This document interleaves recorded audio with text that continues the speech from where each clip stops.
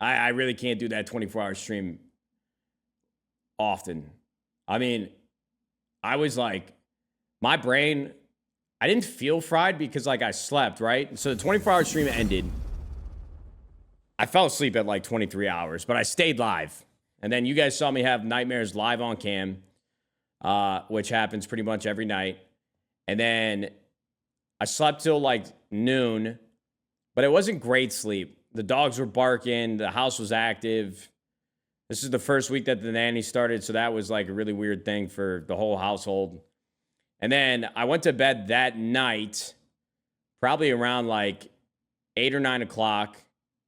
Slept like 7 hours, woke up, we streamed again. And then yesterday, I think, was the next day after the fact. Long story short, it's taken me like 3 days post 24-hour stream to like feel normal again. Like my brain, I actually feel normal today. So those 24-hour streams are kind of fucked up. You do the sleepwalking thing too. I wake up in totally different rooms. I don't wake up in different rooms. Like when I lived in my apartment by myself years and years and years ago, I would wake up in like my living room just sleeping on the couch, but I just like to sleep on my couch.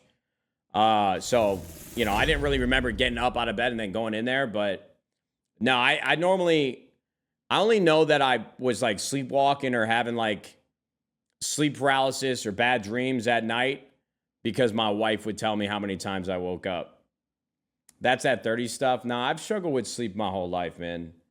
It's the aliens. Nah, you know, I've said it before on stream, bro, and I'm not trying to, you know, be too serious, but my mom used to wake up with, she would have seizures in the middle of the night. Like she'd be sleeping on the fucking recliner in the living room, and she had a slew of health problems. And if you've ever seen somebody have like a grand mal seizure, bro, when you're like in your early teens or whatever, and you hear and see your mom having like a grand mal seizure, bro, I think that kind of fucked me up a little bit. I think I have just like PTSD from that, and it fucks with my sleep. So who knows? I don't know. I don't ever like, I'm wearing, so this Apple Watch, like apparently now they have like, if I wear this for 30 days every single night, it can tell me if I have sleep apnea. I'm just trying to figure out how to get better quality sleep. I'm doing everything I can. I usually go to bed at the same time every single night. I take magnesium glycinate. I don't drink caffeine after like 2 p.m. I probably could cut that off a little earlier. I normally don't drink caffeine after like 12 o'clock, but sometimes I get a little tired on stream, so I'll pop a juvie or something like that. And now I've been off the gas for a week or two, so my nightmares haven't been as bad. I'm hoping that my sleep starts to get better. I've always slept like 7 to 8 hours a night, but the quality of that sleep, I don't know how good it actually is. And as soon as I start, we get this treadmill on Tuesday. I think I'm gonna order a squat rack today. I think I just need to tire myself out too, get my body moving again.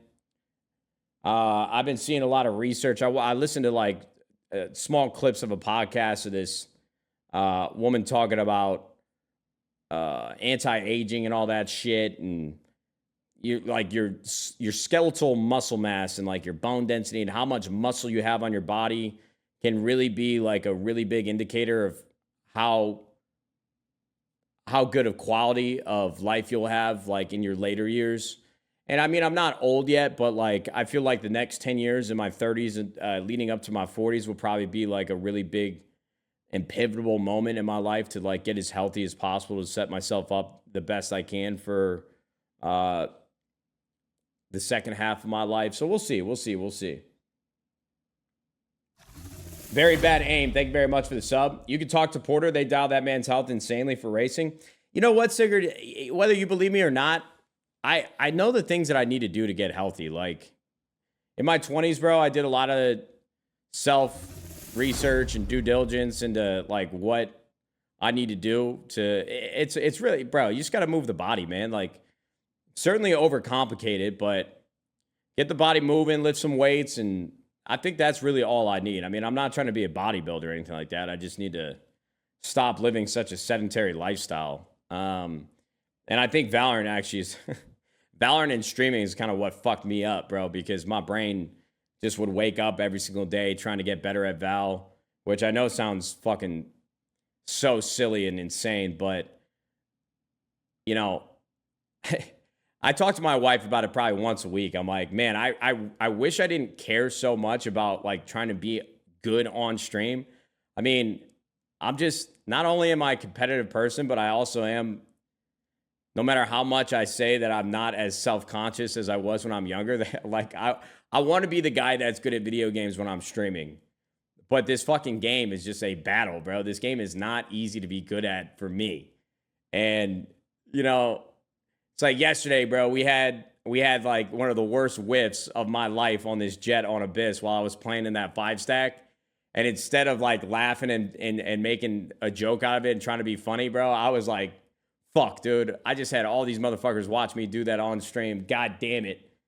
I gotta do that shit that Aaron Rodgers did. Go take, it's not Ashwanda. I can never pronounce, I don't even know how to pronounce it properly. I need to like reset my brain and just have more fun, bro. Straight up. Play like no one's watching. Yeah, that's impossible for me, bro. A lot of people don't know it, man, but when I played on stage back in the Call of Duty days, I was always like, nobody would have, I never really talked about it, but I would get really fucking nervous, bro. I would get so nervous.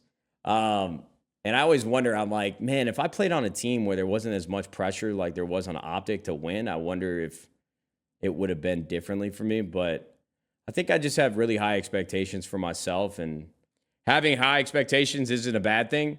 No, I don't think it is either. I think having high expectations for yourself definitely pushes you to do more, bro. And it's, you know what? I think people talking about, like, if I talk too much about being self-conscious on stream about my performance and shit, like just playing a game for fun, you know, Valorant, it's not like I'm competing or anything, but I still take a lot of pride in whether I'm playing well or not. I think that desire to be better at anything I want to be good at is what has helped me be successful, like, on the internet.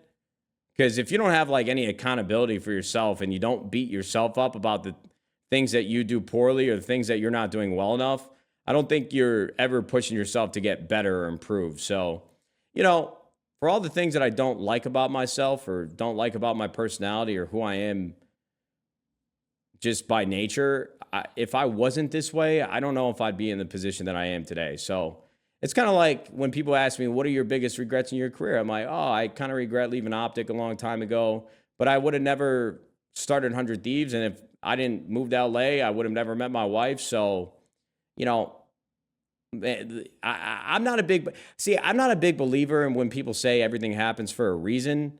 I don't like that mindset, but at the same time, I think as long as you're putting yourself in a position to succeed, like, the things that you don't like about yourself normally start balancing themselves out, unless you're like a degenerate addict or something along those lines. I don't fucking know.